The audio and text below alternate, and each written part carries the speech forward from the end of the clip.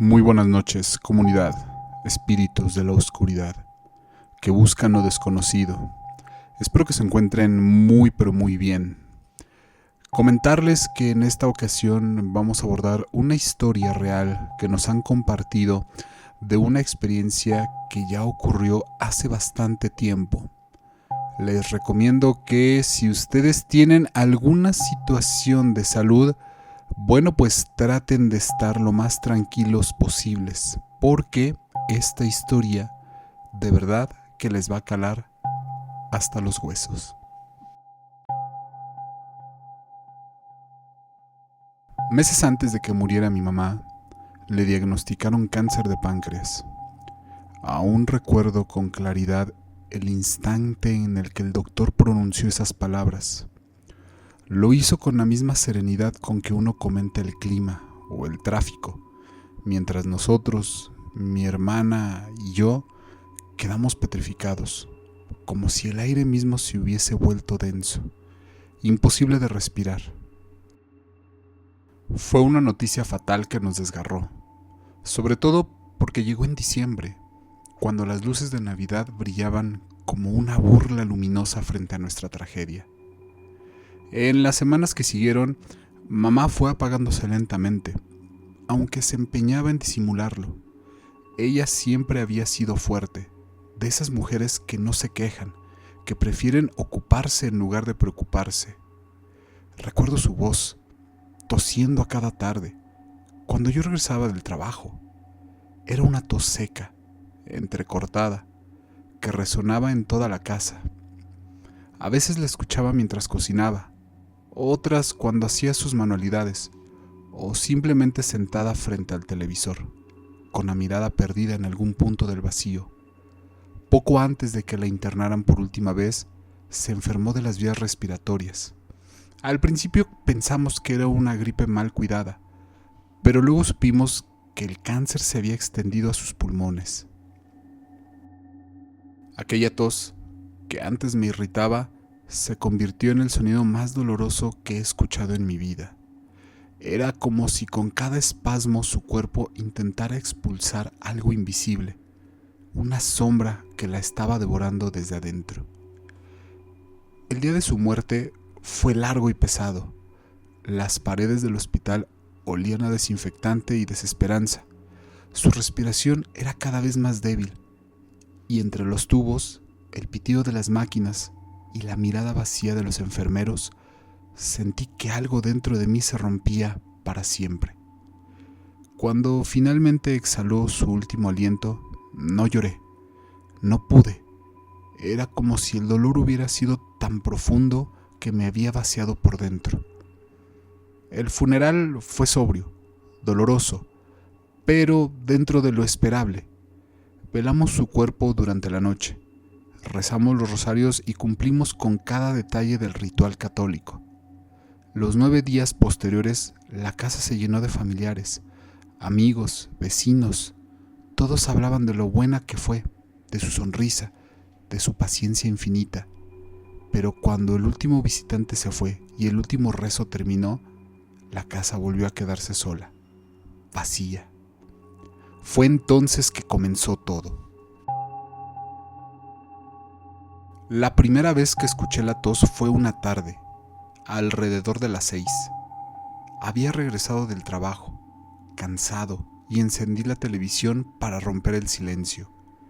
En medio del ruido del noticiero se coló un sonido ahogado, familiar. Tosió una vez, luego otra, justo como lo hacía ella. 3 golpes secos en el pecho, una breve pausa y un suspiro al final.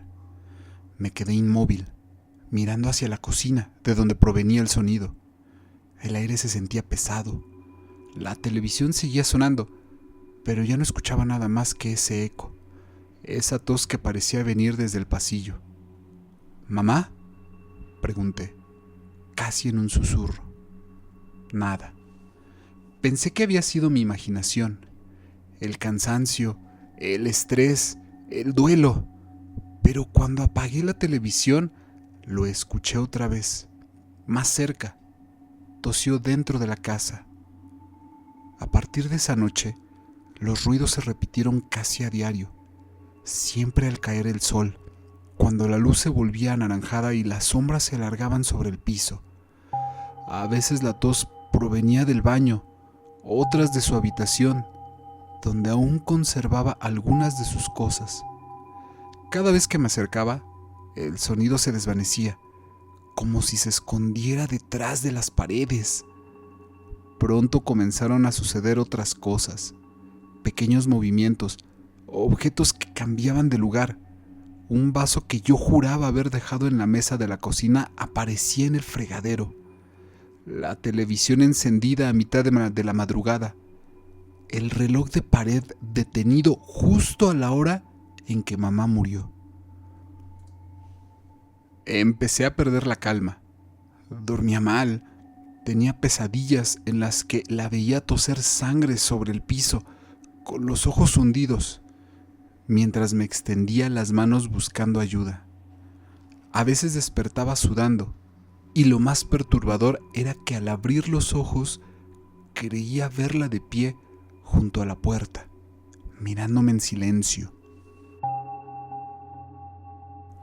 Una noche de lluvia, el sonido se hizo más claro.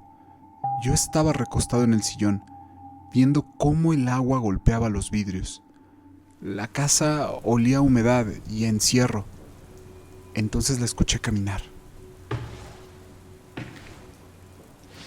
No era un andar normal. Arrastraba los pies, como si le costara moverlos. Ese sonido lo conocía bien. Durante sus últimos días, mamá se movía así por el pasillo, sujetándose de las paredes para no caer. El ruido venía del cuarto de ella. Me levanté, con el corazón latiendo con fuerza, y avancé lentamente. Cada paso que daba parecía aumentar el eco de los suyos. El aire se volvió helado. Empujé la puerta. El cuarto estaba vacío, pero el olor a medicamentos y perfume antiguo seguía ahí, mezclado con un aroma que no supe identificar, algo agrio, como carne vieja. Encendí la luz. Todo parecía igual, salvo por una cosa: el marco con su foto, el que habíamos puesto en la repisa del comedor, estaba ahora sobre su cama. No podía ser. Nadie más tenía llave de la casa. Y esa noche no dormí. Me quedé en la sala con todas las luces encendidas, escuchando cada crujido del techo, cada roce del viento contra las cortinas. En algún momento de la madrugada, entré el sueño y la vigilia. Juraría haber escuchado una voz susurrando mi nombre. No era clara, pero sí femenina. Hijo. Me levanté sobresaltado. ¿Mamá?, pregunté, con la garganta seca, y solo el silencio respondió. Los días siguientes fueron una tortura. Empecé a sentir que no estaba solo en la casa. Había una presencia. Algo me observaba. A veces, al pasar frente a un espejo, me parecía ver una sombra que no era la mía. Y en otras ocasiones, las luces parpadeaban justo cuando pensaba en ella, como si algo respondiera a mis pensamientos. Me atormentaba la idea de que fuera mi imaginación. Pero entonces, una tarde, mientras caminaba para dormir, escuché claramente que alguien me llamaba. Fue un grito ahogado, como si viniera de lejos, pero al mismo tiempo tan cerca que sentí el aire moverme el oído. Me congelé. La voz parecía la de mi madre, pero algo no encajaba. Había en ella un tono áspero, una vibración extraña que me heló la sangre. «¿Mamá?», dije otra vez, temblando. Nada, absolutamente nada. Pero en el reflejo del espejo del armario vi algo, una silueta blanca, delgada, envuelta en un velo. Estaba parada detrás de mí. Me giré de inmediato, pero el cuarto estaba vacío. Fue en ese momento cuando comprendí que lo que fuera que habitaba la casa no era exactamente mi madre, o al menos no del todo. Con el paso de las semanas, mi salud mental se deterioró. Dejé de dormir, de comer. Empecé a hablarle, a pedirle que se fuera. Encendía veladoras en su habitación, rezaba, lloraba. Pero mientras más intentaba alejarla, más intensa se volvía su presencia. Una madrugada, el ruido fue tan fuerte que salté de la cama. Venía del pasillo. Pasos arrastrados, lentos, seguidos de una tos ronca, casi inhumana. Me asomé. La puerta del cuarto de mi mamá estaba entreabierta y detrás de ella emanaba una luz tenue amarillenta, como de una vela. Avancé con cautela. El piso crujía bajo mis pies.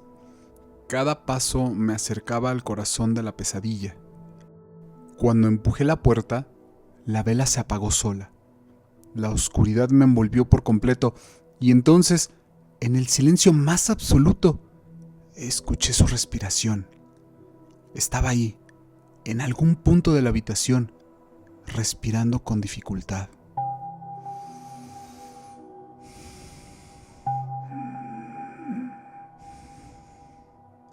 «Mamá», susurré, casi sin voz. «Si eres tú, deja de asustarme». La respiración se detuvo y la figura no respondió. Solo se desvaneció lentamente, como humo que se disuelve en la oscuridad. Esa noche no dormí. Sentí que algo había cruzado un límite invisible entre el recuerdo y la realidad.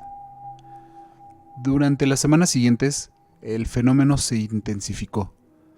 La tos se escuchaba con más frecuencia, siempre en los mismos lugares donde ella solía estar.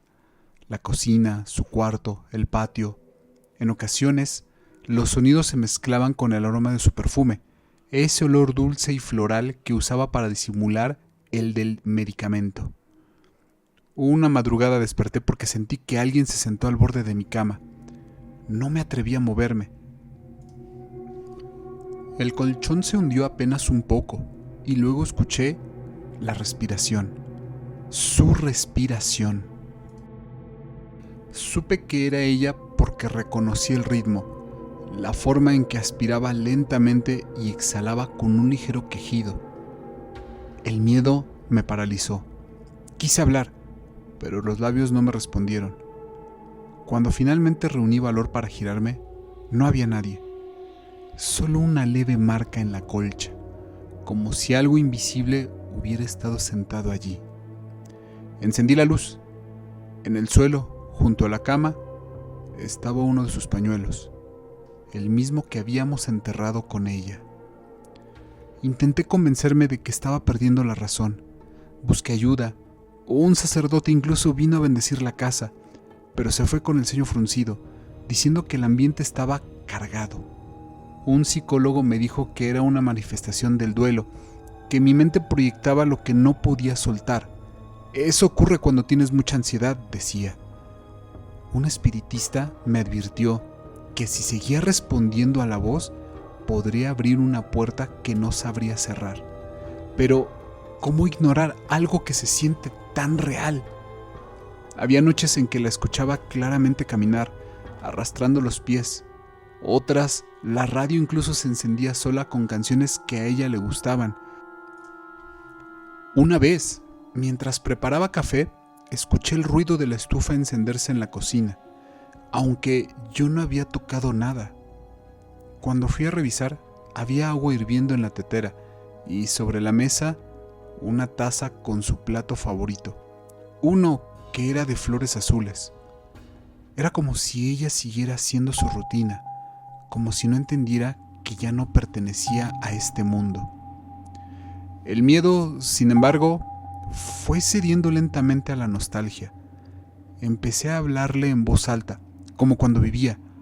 A veces le contaba mi día, otras simplemente le pedía que descansara.